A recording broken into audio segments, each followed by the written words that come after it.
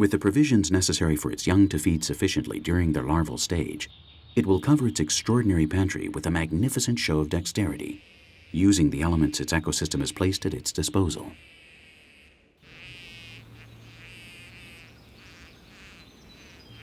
It will even use different sized and shaped pebbles for each different phase of the project. This four-winged marvel gives continuity to its genes. Its biology demands such behavior. It was the only possibility it had for its species to continue, to survive. It's not smart. It probably doesn't even know why it does what it does, but its instinct substitutes perfectly for its ignorance. And instinct is a manual with few defects. Between the insect's pebble and the engineer's steamroller, there is certainly a great distance with respect to the applied sciences. But the tools of the wasp and those of man are points along the same technological curve. Distant points, no doubt, perhaps even the beginning and the end of some curious coordinate, but distant points no less, and a matter of degree.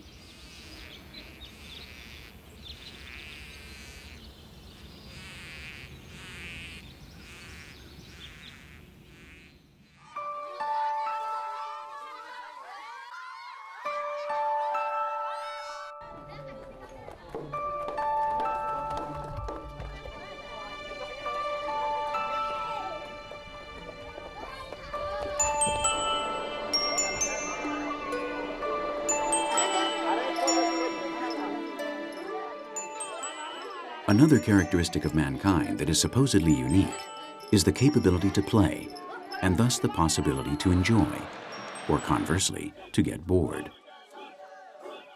Yes, the quality of Homo ludens, the being who can have fun, was pointed to as an exclusive condition of a special being. Yet for quite some time now, many scientists, naturalists, and even the majority of modern philosophers are conscious of the fact that other species also enjoy their moments of leisure.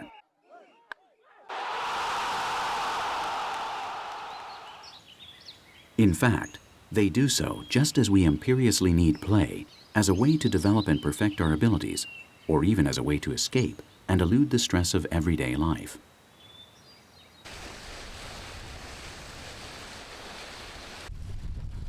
It's not hard to find examples. We needn't look much beyond other mammals. We can easily observe how elements found in one's surroundings can be used as tools for provoking pleasure. And how magnificent it is. Now, is this surfing or what?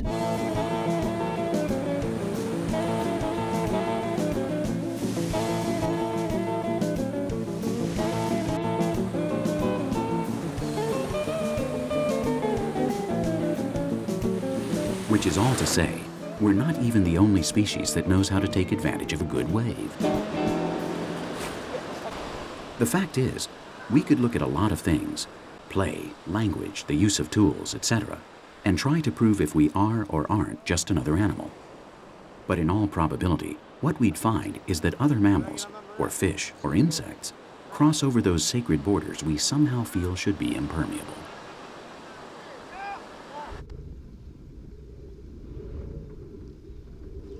What almost certainly leads us to hold the firm conviction that we are something more than a savage is that when we visualize man, we imagine him working on Fifth Avenue, pulling the strings behind a complex society that seems to obey almost magically some omnipotent computer.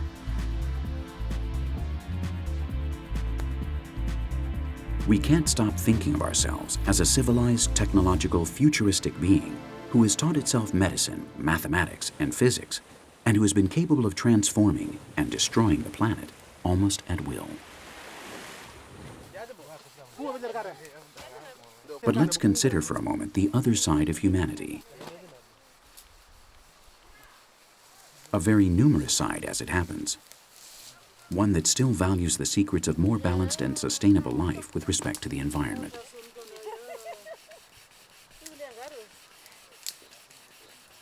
This is in no way a defense of the noble savage, but despite the limitations and difficulties that weigh upon these ancestral people, stuck in the past though they may be, the reality is that they still maintain, and honorably so, their primitive links with nature.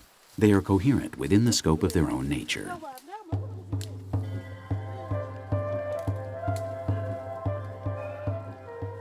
Let's consider the fact that these people, who wear only the barest of attire, do not needlessly waste or destroy anything. They respect life as if their own lives depended on it. They look wild, an anachronism, and they sustain themselves in an unstable balance. But it is, whatever we may think, the precious cradle of all that we are today. At this point, no one doubts, well, no one who wouldn't want to be considered an animal in the worst sense of the term, that a New Yorker is no more a person than a New Guinea Aborigine.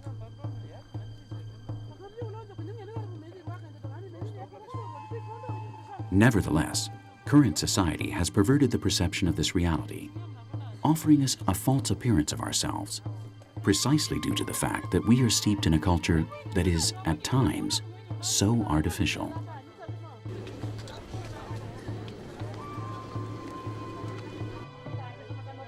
We might believe that there is an abyss between the behavior of animals and modern human life. But that abyss shrinks to mere nuance if we leave the surroundings of our modern civilization and submerge ourselves in our original habitat. Despite the merely circumstantial differences among the different human cultures on Earth, we are all people, independent from whatever our habitual ecosystem might be. The only thing is that in this ecosystem, our customs might seem closer to those of the rest of living beings.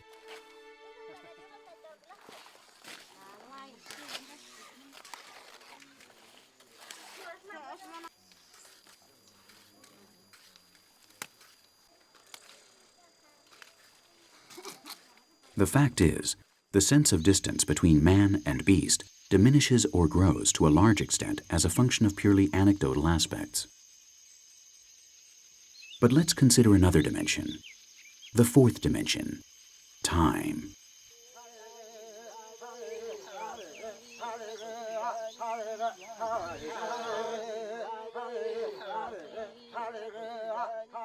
It's a fact that a troglodyte more closely resembles a simple primate than a civilized Homo sapiens from the 21st century.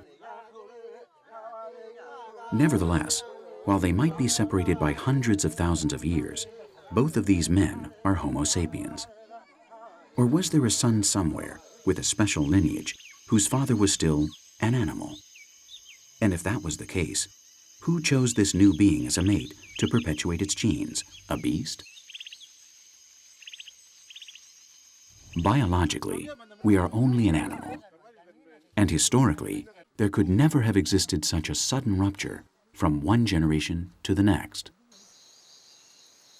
It would not be logical to think that a generation of animals had a subsequent generation of people.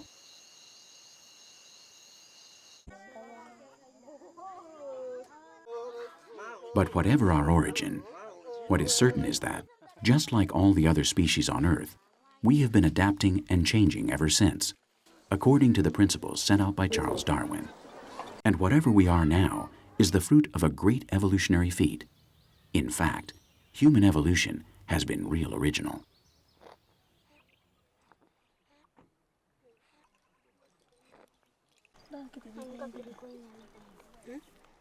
Our transformation over time responds more and more to a type of cultural selection. Or what's the same, it responds less and less to biological selection. This is to say that, for our species, being tall or strong or attractive is now not as important as being socially well adapted vis-a-vis given moments or places. For this reason, social success, financial well-being, or the perception of social adequacy is more important than beauty or physical attractiveness. One's education, academic level, or simply being in tune with the latest fashion might constitute the most important factors in our species' sexual attraction. Each person's cultural components are now what best guarantee one's real possibilities of reproductive success or of one's quality and aspirations in life. Culture, in the widest sense of the word, is the scale by which we choose one another to give continuity to humanity.